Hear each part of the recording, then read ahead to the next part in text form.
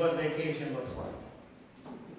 Oh my, a good book, a cup of coffee, and $1 million view from a third floor balcony, courtesy of Janet's parents. From this perch, I can hear the ocean and I can see the ocean without actually being on the beach in the heat of the day. It's a wonderful thing. But there's something else that I love about this view, something that is barely visible in the photo. On the horizon, there is a cargo ship. Everybody see it there? Yeah, sure you do. You see the red circle. Yeah, on the horizon there's a cargo ship. And throughout the course of the week, I love watching cargo ships come and go up and down the horizon, often using a binocular or telescope to get a better look. There, do you see it now? Yeah, now you can see that there's something out there anyway. Well, this particular ship is an oil tanker. It was sitting in that very same spot all week long. Apparently, they were waiting on the price of oil to change before making delivery in Philadelphia. At different times of the day, if you looked out on the horizon, you would see that it looked like that ship was going somewhere because you'd see different sides of the ship. But it was an illusion. That ship was anchored.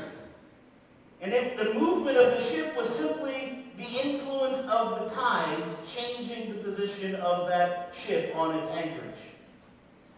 Now, I'm not just showing you that picture to make you jealous, or because I'd rather be there than almost anywhere else on the face of the earth.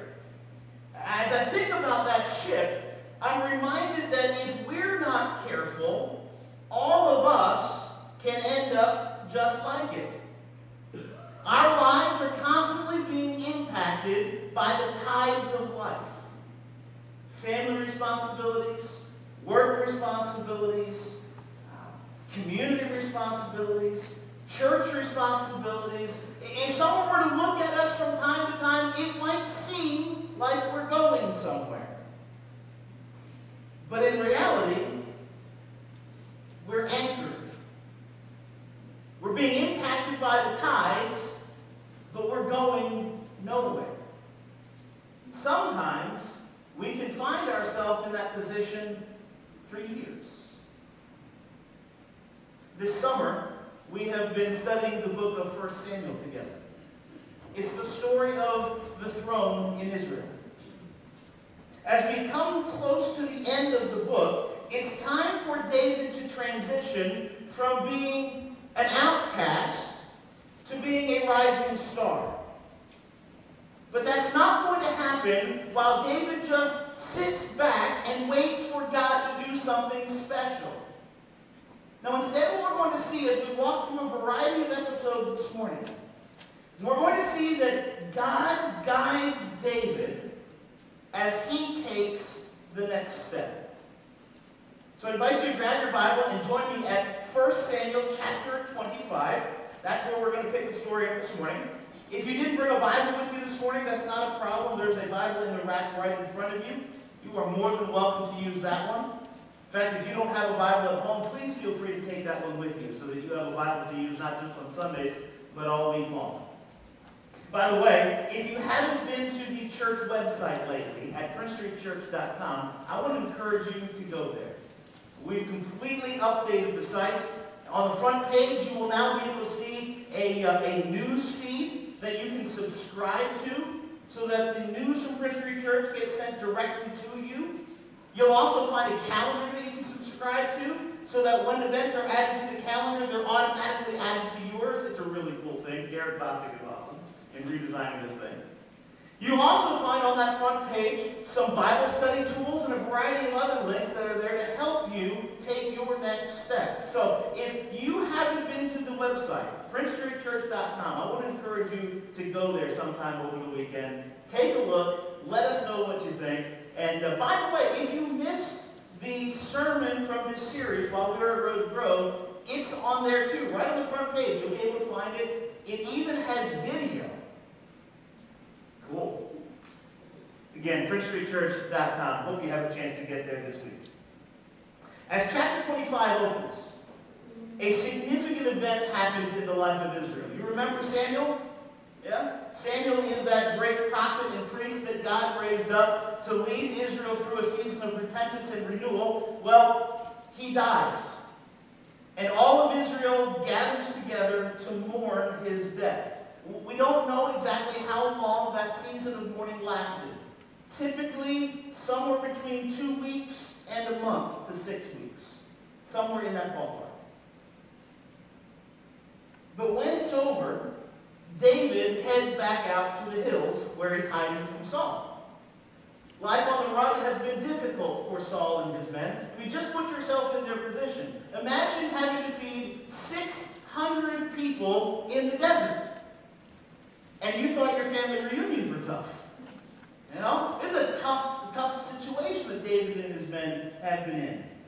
Well, to make ends meet, David's men have been providing protection for some area shepherds as they've been guarding their flocks. Normally, this kind of protection would bring some kind of compensation when it gets to shearing time. Well, it just so happens that the shepherds that are getting David's protection are owned by a man by the name of Nabal, who is David's relative. And it is shearing season. So David takes 10 young men. After all, he doesn't want Nabal to think that David's coming to conquer him. He takes 10 young kids and sends them without weapons to Nabal, asking for some help. They anticipated standard compensation of maybe some wool or some dairy products, maybe some grain. But it didn't go well. Instead of helping his most famous, or depending on your perspective, infamous relative, Nabal refuses. In fact, he goes so far as to insult David, insinuating that David and his men are nothing but a bunch of rogue slaves. When the report gets back to David, David's response is immediate and heated. He musters up 400 of his men and marches on Nabal.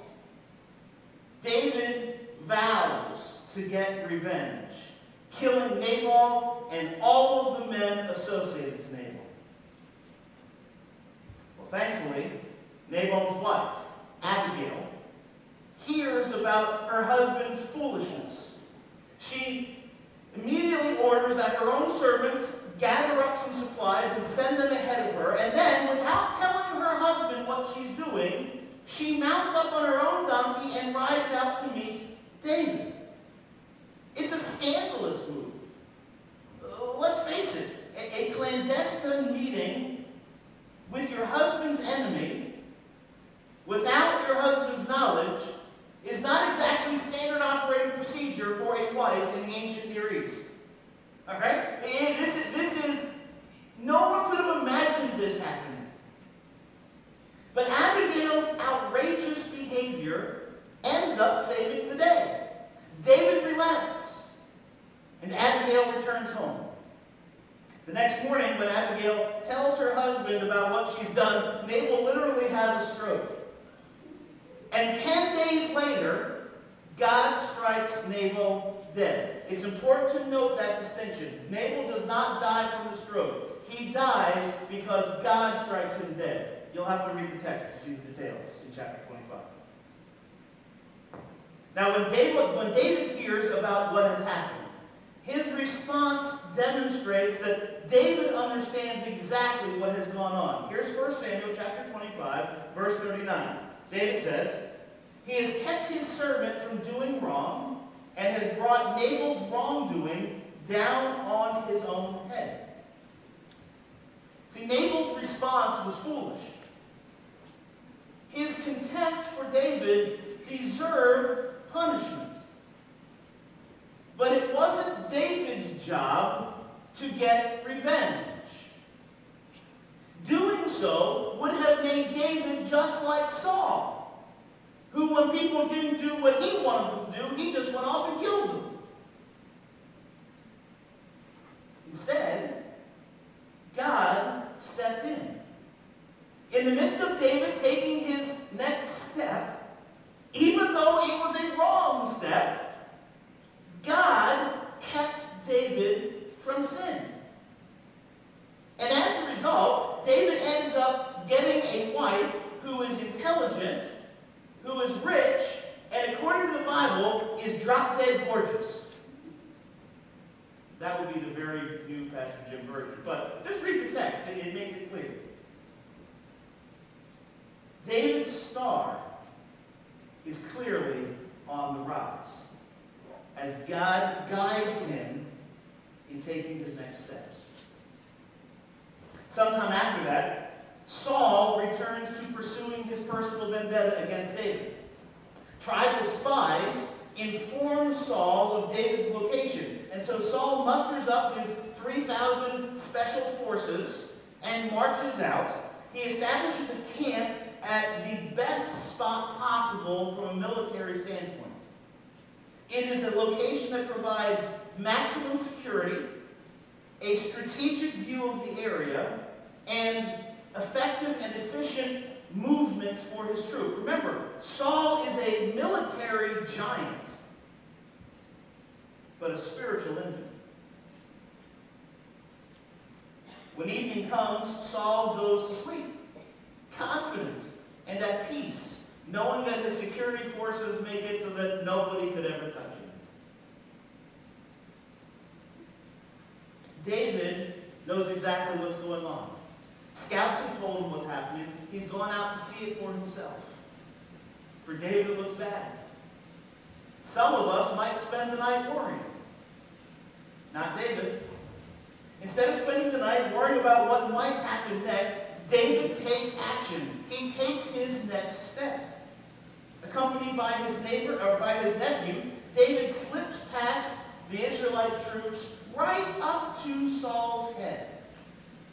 David could have taken the spear that Saul used to try to pin him to the wall, not once, not twice, but 3 times. He could have used that very same spear to pin Saul to the ground, ending the problem. But it's not David's job to take vengeance. So instead, David takes the spear and Saul's canteen and heads back out of the camp. When he gets a safe distance away, David starts shouting questions and statements and speculation. He raises the whole camp up, wondering what's going on. David does everything he can to bring an end to the conflict between himself and with Saul. And once again, David knows exactly what's going on. Here's what the word says. 1 Samuel chapter 26, verse 23. The Lord delivered you into my hands today, but I would not lay a hand on the Lord's anointed. See, David knows that it's not his brilliance and it's not his stealth that has brought him success. It was the Lord at work on his behalf. You see, if you read the whole chapter, you'll find out that God had put Saul and all the forces into a deep sleep. That is why nobody woke up. Once again, God demonstrates his ability to provide exactly what David needs, exactly when he needs it. As David takes his next step, God is able to guide him. Well, Saul is undone. He gives up his search for David, and he heads for home. David's star is on the rise. But he knows that the only way he's ever going to put an end to this cat and mouse game that he's been playing with Saul is to get out of Dodge. And so he and his entourage, which by now would have been well over 1,000 people, head back to Philistia, to the town of Gath, where he receives a much different reception than he received just a few chapters ago. Acting on the theory of my enemy's enemy is my friend, the king of Gath welcomes David and his men into their territory. But there's a problem. This sudden influx of people isn't exactly popular with the residents of Gath. We've seen throughout the course of the summer how many communities react when a large group of exiles show up in their community, haven't we? Imagine if 1,000 refugees descended on Shippensburg, not just for the day at Corn Festival, but to live here. Imagine the conversations that would be going on around town as the weight of trying to keep the infrastructure up with all these people suddenly in town at the same time begins to weigh upon us. Well, we're far more equipped to handle it than Gath was. And so when David suggests to the king that he be given some territory outside of town, the king is quick to agree. He's given Ziklag, which is a region technically assigned to the tribes of Simeon and Judah way back in the days. You remember a few summers ago we studied the book of Joshua and the conquest, and how God had assigned territories, but the Israelites didn't obey him and didn't clear it all out? Well, this is one of those areas. This area of Ziklag was assigned to Israel, but never conquered.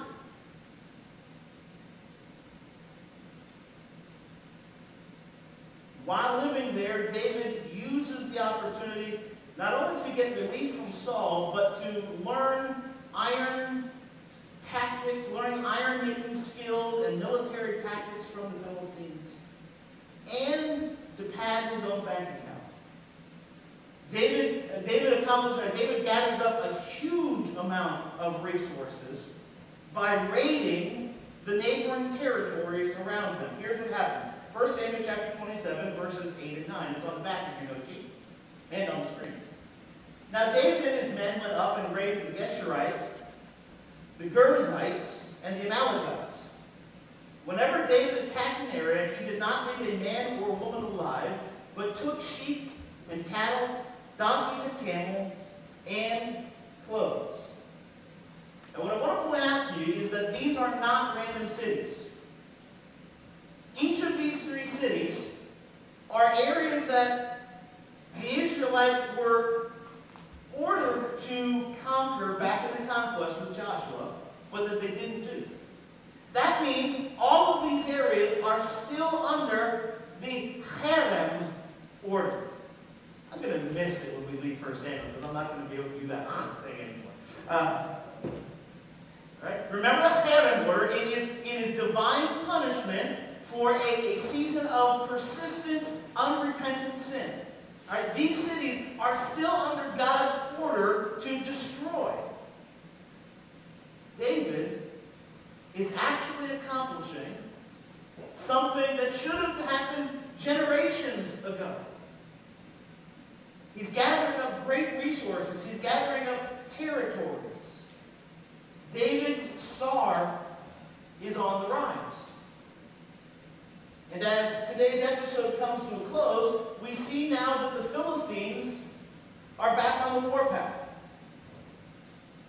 The Philistine king has ordered David and his men to accompany him into battle. And here's David's response. Chapter 28, verse 2. David said, "Then you will see for yourself what your servant can do." So as the Philistines march on Israel, a tension is growing. Will David show what he can do for Israel's enemies? Or will David show what he's able to do to Israel's enemies? Is it possible that the Lord's anointed would actually take up arms against Saul and the troops of Israel? Guess you're just going to have to come next week to find that out as we wrap up the story of 1 Samuel. But there's no question about the fact that the tides are changing in Israel. David's star is on the rise. But what I want us to see this morning is that David's star does not rise simply because he sits back and waits for God to do something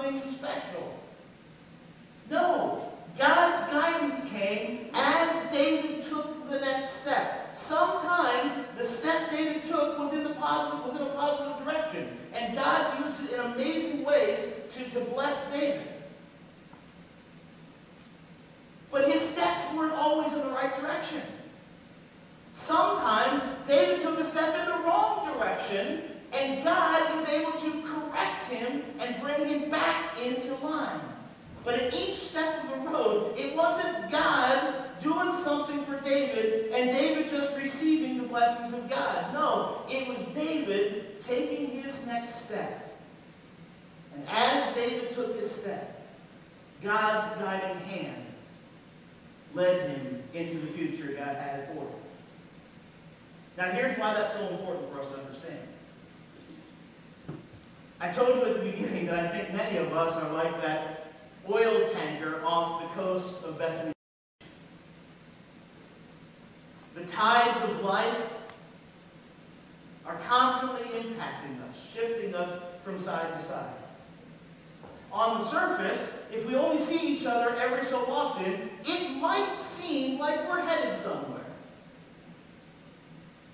But the reality is that for many of us, we're anchored.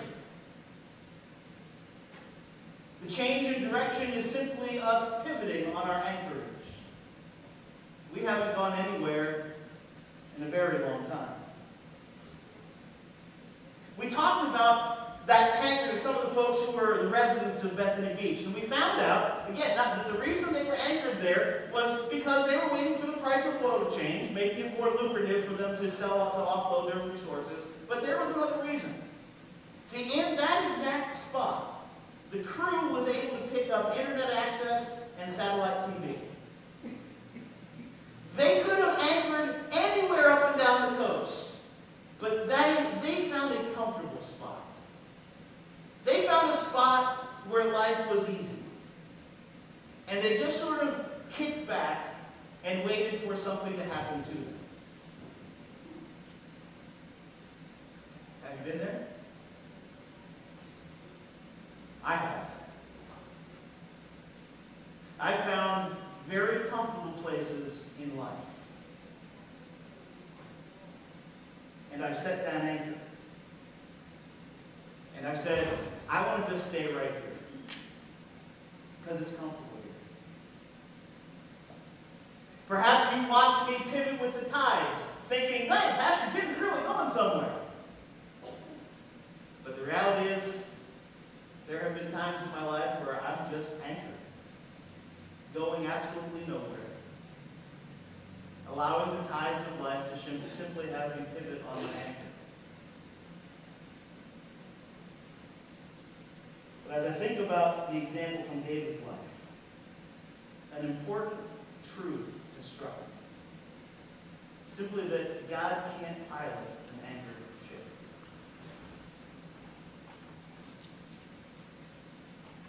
God can't pilot an anchored ship. As long as I'm anchored, God can steer all he wants. But it's going to have absolutely no impact on where I go. It's only when I'm willing to pull up anchor and set sail that God is able to steer me through the path he has for me. It's only as I take my next step that God is able to correct me when I'm wrong and guide me into his blessings when I'm right. So one next step that I'm taking this fall, I'm choosing to use a daily prayer list to energize my times of prayer, where I program myself to pray for specific things on specific days. I've heard that that's a great idea for years, and I've said to myself, well, that's just what old people do. Well, apparently, I'm one. Or at least I've gotten smart enough to listen to those old people who've learned a few things over the course of their lives. If you want to know more about that daily prayer list, give me a call. I'd be happy to talk. But as we wrap up this morning, I want to ask you an important question. What's your next step? As you stand before God, is it time to pull anchor and set sail? I know the storms might rage around you. I know it's comfortable to stay anchored where you are. But is it time to pull up anchor and take your next step. What is that next step for you? Is there a conflict that needs to be resolved? Is there a relationship that needs to be renewed? Is there a spiritual discipline that needs to be revived or added? Is there a need to be met or a ministry that you need to plug into? Maybe there's a small group that you need to be part of. What's your next step? Is there a young person in your life who needs you to mentor them? Or a friend who needs you to tell them about Jesus? What's your next step? Let me give you some time to talk to God about that. Let's pray.